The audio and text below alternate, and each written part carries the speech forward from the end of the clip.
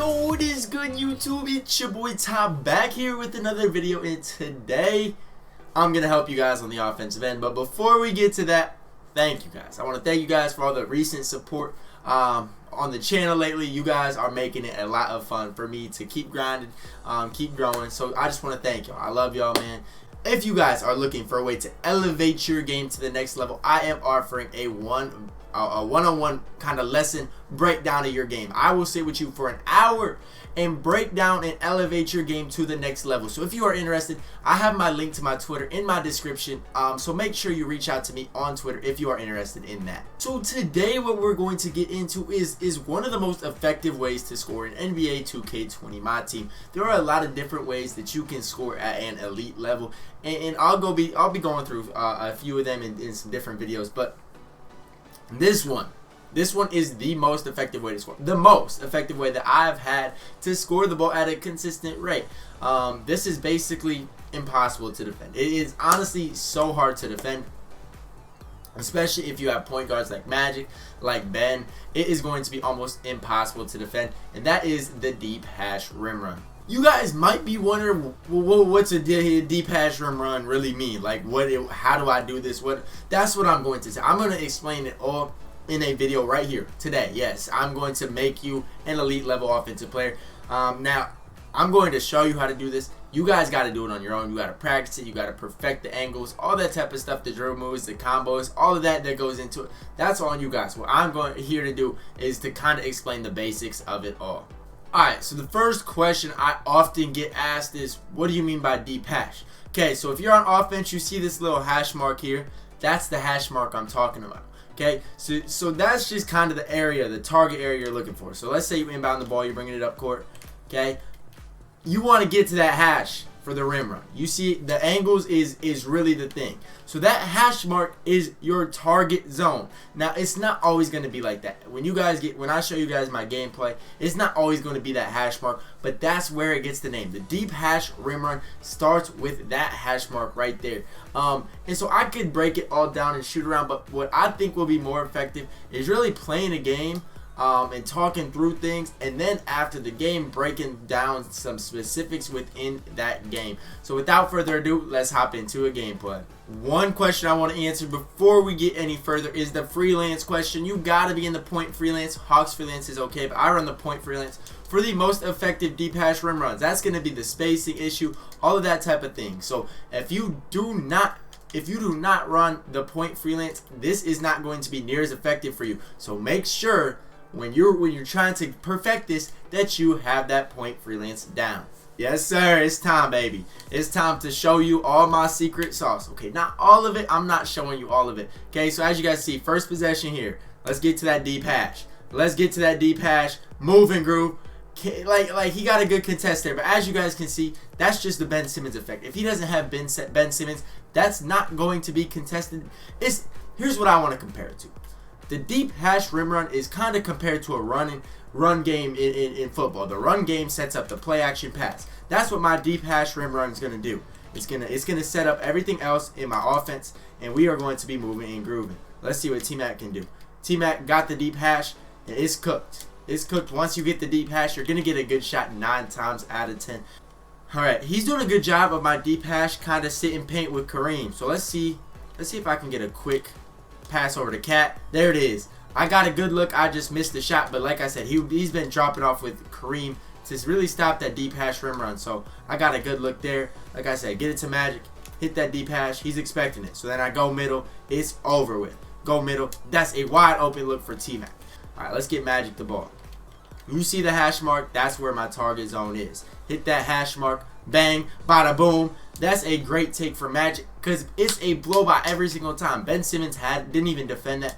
He had T-Mac come over to get a contest, but it is basically unguardable with this Magic Johnson or Ben Simmons at point guard. It's going to be very tough to defend. So I've set up the deep hash plenty of times. His Ben Simmons is expecting the deep hash, crossover middle, nice little peekaboo for 3. I couldn't green it, but that's what I'm saying by that.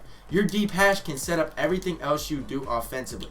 Everything originates from the deep hash that I do. It really, really does. Now, you guys aren't gonna see me in game like really focusing on deep hash, but it's just a habit. You know what I'm saying? It's a habit I have put the defender in a bind. He has to commit to me. It's over with. This guy could definitely improve on, but he's playing me very, very well. Same thing here. Call for the screen. Go deep hash. It's the same thing. The defender's in a bind. An easy dunk. Alright, so now we're going to get into the breakdown and kind of what to look for, okay? So this is a normal situation. As you guys can see, I always tell you I do a dribble move at about half court. So you're going to see Melo is already coming to set the screen. I've already called for the screen. D-Wade's doing his behind the back, okay? Here's the situation. Embiid's going corner. Roy's going wing. Worthy's in the corner. So we got good spacing. You can go either way with the deep hash rim run. You can go strong side, weak side. I like weak side more. My brother likes strong side more, so it's a preference. I love weak side because there's only one help guy you can go to. I'll get into the strong side deep hash later on in the video. But as you guys can see, Melo sets a screen. He sets a big screen. This is a screen that you love to see. Magic's out of the play. We're already by Magic. As you guys can see, Brandon Roy cuts. If Brandon Roy stays out, we're in a great situation. He cuts, which is a 2K flaw in the game that they do. So it's a good defensive play by this guy. But as you guys can see, I should have thrown a lob here because the lob would have been an easy dunk. Nonetheless, he's switching to Paul George to already recover, and it's over. We get the dunk animation. Because like you guys see, there's a lot of times there is a defender in the paint, but he's not the defender that's guarding Dwayne Wade or Magic Johnson. They got to rotate and send bodies, which really puts their defense in a tough situation. So depending on how he plays this, I might go middle. Let's give him a little hezzy. Hey. Yes, sir. Got it. Got it. Got it. I knew I had to step on his Magic, and it's over. This clip's going to be the exact same setup. Melo's going to come set the screen, and Embiid's corner, Roy is wing.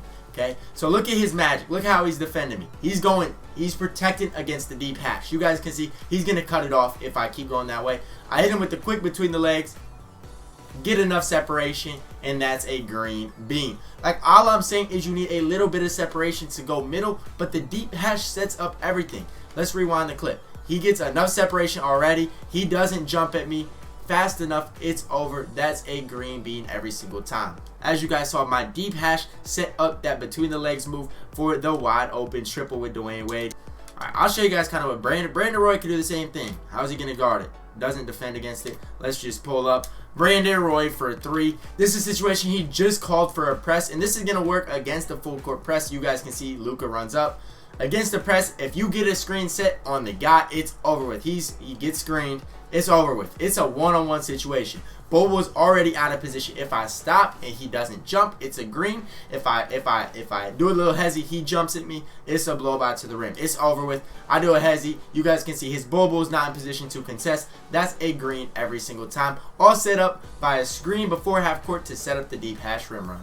If you press up against me, it's over. It's the same thing because I can still run deep hash. I can pull up for the 3. I can stop and go middle. Oh, he's pressing up against me. If they press it, it's the same situation. It's the same situation. It's the same deep hash rim run because it's unguardable. Puts the defense in a bind. I get my angles right. It's an easy bucket. Really, your goal when somebody presses you, it should just be to blow by Magic because Magic is going to get bumpy if you can't blow by him. So I always call for a screen. As you guys can see, I get by it. Right now, we're in a one-on-one situation. My target should be one of the deep hashes. For me, I always go to the open deep hash if it's open, if he's not overplaying that. You guys see, I get to my behind the back, go deep hash. There's nobody left to defend for an easy dunk. It's all about angles. If I take a sharper angle there, he might have time to catch up to me, but I didn't, and it's an easy rim run. Now, in that situation, normally I might take a 3, but I'm just illustrating to you guys how to really effectively go deep hash, because a lot of you guys, you know what I'm saying, you're not 3 hunting. You're just trying to get a bucket on every single possession, and that's how I used to be. I used to never take 3s, but I started taking 3s, and it's really opened my game up a lot more the more I've shot 3s. You guys know where I'm going. Over to Worthy. That's a dot into the corner. Like I said, it's a 2-on-1 every situation when you go deep hash. Every situation, if they press you, you go deep hash. It's a 2-on-1 situation. Look at him going deep hash. Hold up. Y'all see him? Look at God, man. Is where you need to go. Look at him.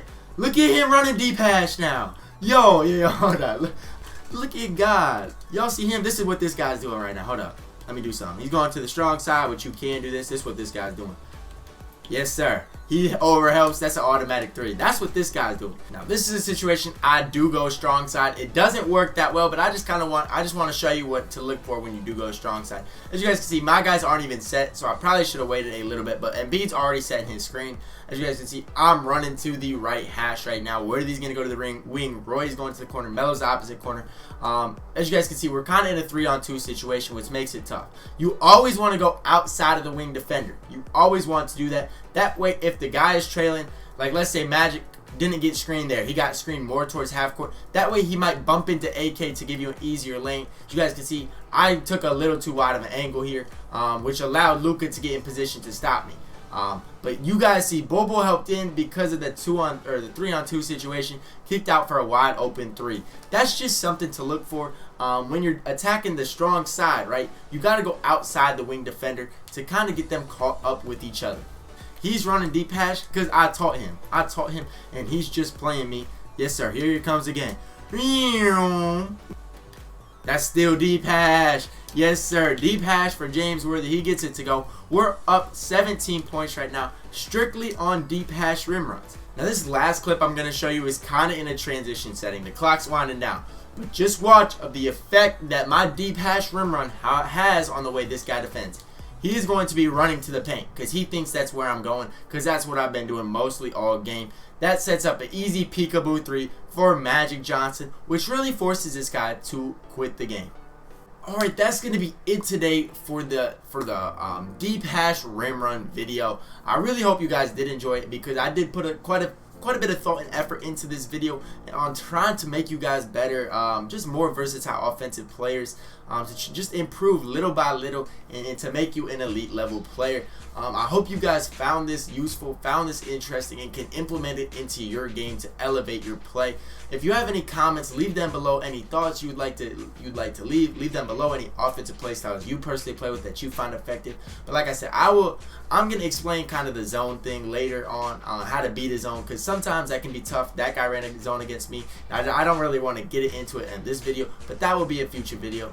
As always, man, I love y'all, man. I hope y'all have a blessed day.